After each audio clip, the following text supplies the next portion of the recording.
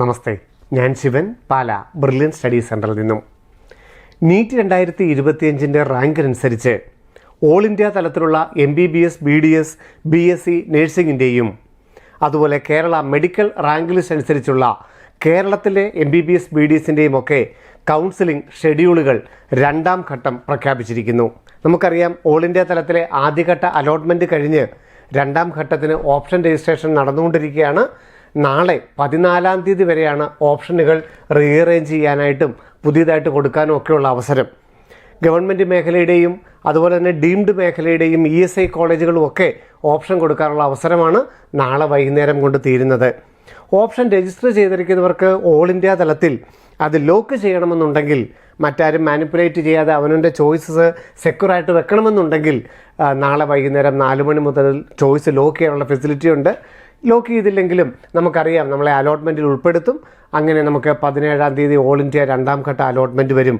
ഇത്തവണത്തെ ഏറ്റവും വലിയ പ്രത്യേകത, ഓൾ ഇന്ത്യ തലത്തിലുള്ള രണ്ടാം ഘട്ട അലോട്ട്മെൻറ്റും സ്റ്റേറ്റ് കൗൺസിലിങ്ങുകളും ഏതാണ്ട് ഒരേപോലെ നടക്കുന്നതുകൊണ്ട് രണ്ടാം ഘട്ടത്തിലൊക്കെ കേരളത്തിൽ എന്തുമാത്രം കിട്ടും, എന്ത് സാധ്യതകളാണുള്ളതെന്ന് അറിഞ്ഞിട്ട് തന്നെ നമുക്ക് വേണമെങ്കിൽ ഓൾ ഇന്ത്യയിൽ ചേരാനുള്ള ഒരു സൗകര്യവും നമുക്ക് ഇത്തവണ ഉണ്ട്. അതുപോലെ തന്നെ ഓൾ ഇന്ത്യ തലത്തിൽ നമുക്കൊരു ഹയർ ഓപ്ഷനിലോട്ട് കിട്ടിക്കഴിഞ്ഞാൽ ഓൾ ഇന്ത്യ തലത്തിൽ വേണേൽ ചേരാതെ കേരളത്തിൻ്റെ അലോട്ട്മെൻറ്റിലോട്ടൊക്കെ വരാനുള്ള ഒരു സൗകര്യമൊക്കെ ഇത്തവണ ഉണ്ട്. അലോട്ട്മെൻറ്റ് താമസിച്ചു പോയതുകൊണ്ടാണ് 2 അലോട്ട്മെൻറ്റും ഏകദേശം ഒരേ സമയങ്ങളിൽ നടക്കുന്നത് കൊണ്ട് കുട്ടികൾക്ക് ഇഷ്ടമുള്ള കോഴ്സിന് ഇഷ്ടമുള്ള കോളേജിൽ ചേരാൻ, അത് ഓൾ ഇന്ത്യ തലത്തിലോ കേരള തലത്തിലോ ഒക്കെ ചേരാനുള്ള ഒരവസരമാണ് ഇത്തവണ ഈ രണ്ടാം ഘട്ടത്തിൽ വിദ്യാർത്ഥികൾക്ക് ലഭ്യമായിരിക്കുന്നത്.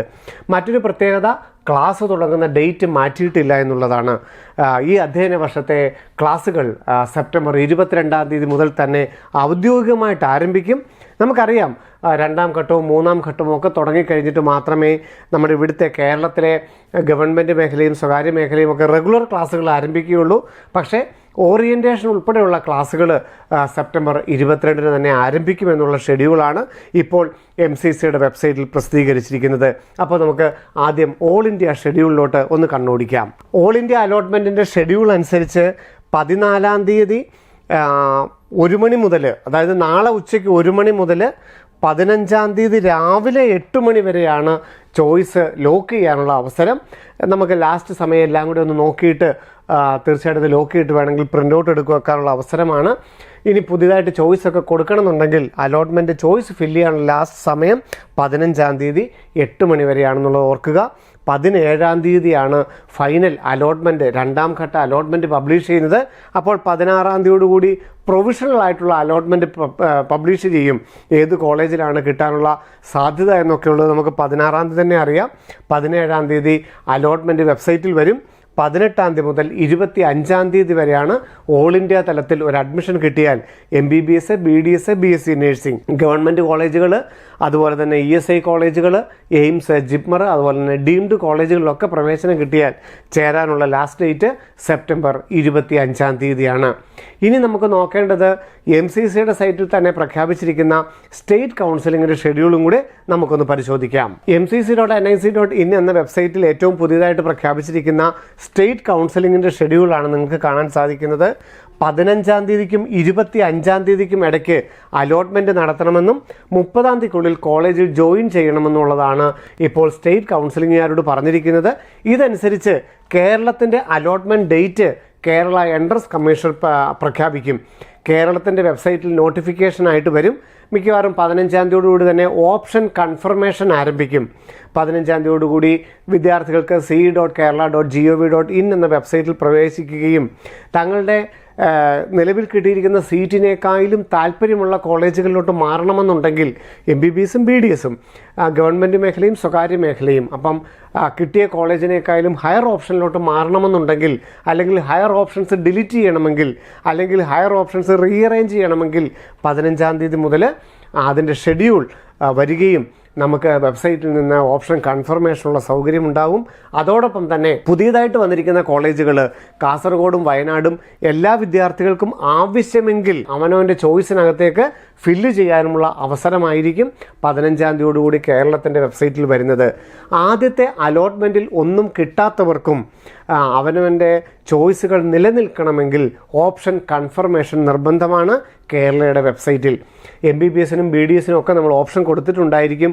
പക്ഷേ കേരളത്തിൻ്റെ ആദ്യഘട്ട അലോട്ട്മെൻറ്റിൽ നമുക്ക് സീറ്റൊന്നും ലഭ്യമാകാത്തവരും കേരള എൻട്രൻസ് കമ്മീഷൻ പുറപ്പെടുവിക്കുന്ന നോട്ടിഫിക്കേഷൻ പ്രകാരം കേരള വെബ്സൈറ്റിൽ കയറുകയും ഓപ്ഷനുകൾ കൺഫർമേഷൻ നടത്തുകയും പുതിയതായിട്ട് അനുവദിച്ചിരിക്കുന്ന കോളേജുകൾ വയനാടും കാസർഗോഡുമുള്ള മെഡിക്കൽ കോളേജുകൾ ആവശ്യമെങ്കിൽ അവനവൻ്റെ ഓപ്ഷനകത്ത് ഉൾപ്പെടുത്തുകയും ചെയ്യണം.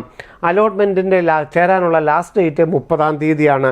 അപ്പോൾ തീർച്ചയായിട്ടും ഓൾ ഇന്ത്യയിൽ ചേരേണ്ട ലാസ്റ്റ് ഡേറ്റിനൊക്കെ മുമ്പ് തന്നെ ഒരു പ്രൊവിഷണൽ ആയിട്ടുള്ള അലോട്ട്മെൻറ്റ് കേരള സൈറ്റിൽ വരാൻ സാധ്യതയുണ്ട്. അങ്ങനെ കേരളത്തിൻ്റെ ഒരു പ്രൊവിഷണൽ ലിസ്റ്റ് വരുമ്പോൾ കേരളത്തിൽ എവിടെയാണ് കിട്ടാനുള്ള സാധ്യത എന്ന് നോക്കിയിട്ട് വേണമെങ്കിൽ ഓൾ ഇന്ത്യയിൽ ചേരാനുള്ളൊരു സാവകാശം ലഭ്യമാകുമെന്ന് ഏകദേശം നമുക്ക് മനസ്സിലാക്കാനായിട്ട് സാധിക്കും. ഇതിന് ഡീറ്റെയിൽഡ് നോട്ടിഫിക്കേഷൻ കേരള എൻട്രൻസ് കമ്മീഷൻ്റെ വെബ്സൈറ്റിൽ വരും. എപ്പോഴാണ് കൺഫർമേഷൻ നടത്താനുള്ള അവസരമെന്നും എപ്പോഴാണ് പ്രൊവിഷണൽ അലോട്ട്മെൻറ്റ് വരുന്നതെന്നും എപ്പോഴാണ് അലോട്ട്മെൻറ്റ് വരുന്നതെന്നുള്ള ഡീറ്റെയിൽഡ് ഷെഡ്യൂൾ കേരളത്തിൻ്റെ സൈറ്റിൽ വരും. ആ സമയത്തിനനുസരിച്ചാണ് നിങ്ങൾ കേരള വെബ്സൈറ്റിൽ പ്രവേശിക്കേണ്ടത്. എന്താണെങ്കിലും നമുക്കൊരു കോളേജ് മാറ്റം കിട്ടിയിട്ടുണ്ടെങ്കിൽ 30-ാം തീയതിക്കുള്ളിൽ നമ്മൾ പുതിയ കോളേജിൽ ജോയിൻ ചെയ്യേണ്ടതായിട്ടുണ്ടാവും.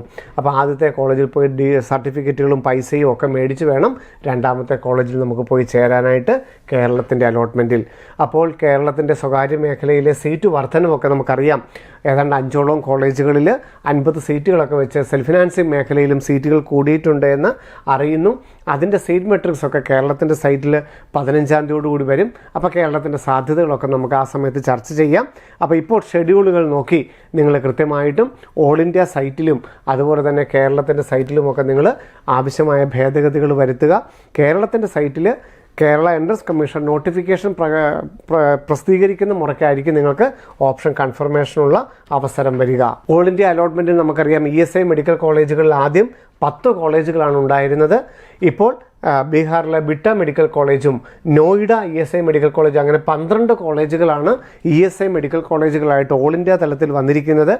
ആ കോളേജുകളൊക്കെ ഓപ്ഷൻ കൊടുക്കാനുള്ള ലാസ്റ്റ് ഡേറ്റ് 15-ാം തീയതി രാവിലെ 8 മണി വരെ മാത്രമേ ഉള്ളൂ. അപ്പോൾ ESI IP വാർഡായിട്ടുള്ള വിദ്യാർത്ഥികൾ നിങ്ങൾക്ക് ഇതുവരെ ഓപ്ഷനൊന്നും കിട്ടിയിട്ടില്ല എന്നുണ്ടെങ്കിൽ നോയിഡ ഉൾപ്പെടെയുള്ള സീറ്റുകൾ കൊടുക്കാനുള്ള അവസരം 15-ാം തീയതി 8 മണി വരെയാണ്. ബാക്കിയുള്ള കോളേജുകൾ പുതിയതായിട്ട് കോളേജുകൾ വരുന്നതിൻ്റെ സീറ്റ് മെട്രിക്സ് ഒന്നിനെക്കുറിച്ചും പ്രത്യേകിച്ച് അറിയിപ്പുകളൊന്നുമില്ല. ഷെഡ്യൂളുകളെക്കുറിച്ച് മാത്രമേ ഉള്ളൂ. ബാക്കി സീറ്റ് വർധനമെല്ലാം ESI ഉൾപ്പെടെയുള്ള കോളേജുകളുടെ സീറ്റ് വർധനയൊക്കെ 3-ാം ഘട്ടത്തിൽ മാത്രമേ ഓൾ ഇന്ത്യ തലത്തിൽ വരികയുള്ളൂ. അപ്പോൾ ഡീറ്റെയിൽ ആയിട്ടുള്ള ഷെഡ്യൂൾ നിങ്ങൾ നോക്കി മനസ്സിലാക്കുക. വീണ്ടും കാണാം. നന്ദി, നമസ്കാരം. Brilliant Study Center, India's #1 coaching center for NEET and JEE.